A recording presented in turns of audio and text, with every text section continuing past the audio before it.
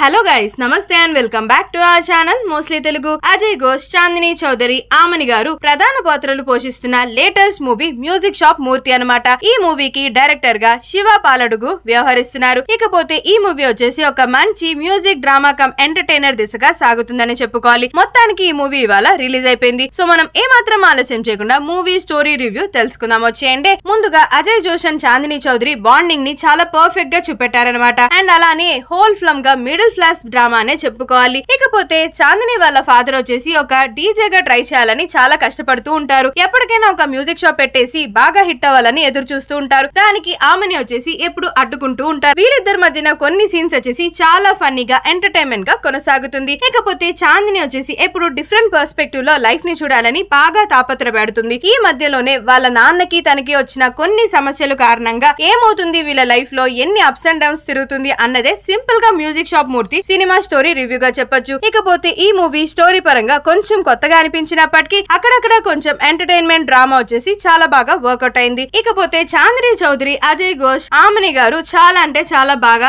మూవీకి తగ్గట్లుగా తమ పాత్ర పరిధి మేరకు మెప్పించారని చెప్పుకోవాలి. మ్యూజిక్ కూడా చాలా బాగా వర్కౌట్ అయింది. చాలా డీసెంట్ గా ఉంది. వినసొంపుగా స్క్రీన్ ప్లే, సినిమాటోగ్రఫీ ఇవన్నీ సినిమాకి తగ్గట్లుగానే సరైన యాప్ మోషన్స్ లో కొనసాగింది. అజయ్ ఘోష్ వచ్చేసి చాలా స్పెషల్ పాత్రలో కనిపించారు. కామెడీకి కామెడీ, ఎంటర్టైన్మెంట్ కి ఎంటర్టైన్మెంట్, ఎమోషన్ కి ఎమోషన్ అన్ని కూడా సమపాలల్లో వర్కౌట్ చేశారని నాకు అనిపించింది. సో చాందిని చౌదరి చాలా రోజుల నుంచి హిట్ ట్రాక్ ఎక్కలేదు. ఈ మూవీ ద్వారా హిట్ ట్రాక్ ఎక్కుతుందో లేదో వెయిట్ చేయాల్సిందే. బట్ ఓవరాల్ గా ఈ మూవీ రివ్యూ చూసుకున్నట్లయితే కనుక డీసెంట్ గా అనిపించింది. వన్ టైం వాచబుల్ మూవీ అని నా ఫీలింగ్. సో మొత్తానికి మ్యూజిక్ షాప్ మూర్తి మీలో ఎంతమంది చూసారు, మీకు నచ్చిందా? అయితే మీ రివ్యూని మాతో షేర్ చేయడం మాత్రం అస్సలంటే అస్సలు మర్చిపోద్దే. అండ్ అలానే ఈ వీడియో కనుక మీకు నచ్చినట్లయితే కాస్త లైక్ చేయండి, షేర్ చేయండి. అండ్ ఇంత ప్రేమగా ఆడుతున్నాను కదా, చిన్నగా సబ్స్క్రైబ్ చేసుకోలేదో చెప్పండి. సో వెంటనే చేసేసుకోండి.